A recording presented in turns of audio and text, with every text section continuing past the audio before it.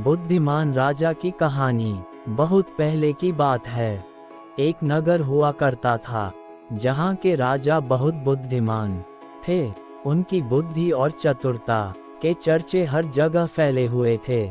राजा हर किसी को सोच समझकर ही कुछ बोलते थे और कभी भी आरोपी की बातों को सुने बिना कोई फैसला नहीं सुनाते थे। राजा की बुद्धिमानी के चर्चे हर जगह मशहूर थे। आसपास के राज्य के राजा, रानियां व राजकुमारी आदि उनसे ईर्ष्या करते थे। इसी जलन की वजह से कई राज्यों के राजा, रानियों और राजकुमारियों ने राजा की बुद्धिमानी की परीक्षाएं लेने के लिए अलग अलग तरकीब निकालते थे, लेकिन हर बार राजा दूसरे शासकों द्वारा ली गई परीक्षा में सफल होते थे और खुद को चतुर और बुद्धिमान साबित कर देते थे। एक दिन राजा की बुद्धिमत्ता परखने के लिए एक राजकुमारी आई। उसके हाथ में 2 फूलों की माला थी। उन दोनों मालाओं में एक असली थी और दूसरी नकली। उन दोनों माला को देखकर कोई नहीं बता सकता था कि असली कौन है और नकली कौन।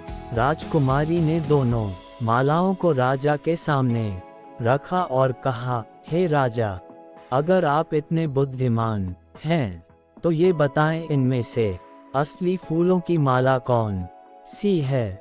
राजदरबार में बैठे सभी लोग हैरान हो गए, क्योंकि उन्हें भी असली और नकली फूलों की माला पहचान में नहीं आ रही थी।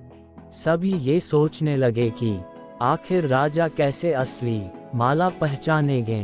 राजा को भी दोनों माला देखकर हैरानी हुई, लेकिन उसके दिमाग में एक तरकीब सूझी।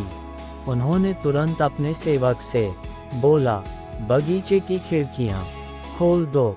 सेवक ने जैसे ही खिड़कियां खोली तो बाहर फूलों पर बैठी मधुमक्खियां उड़कर अंदर आने लगी।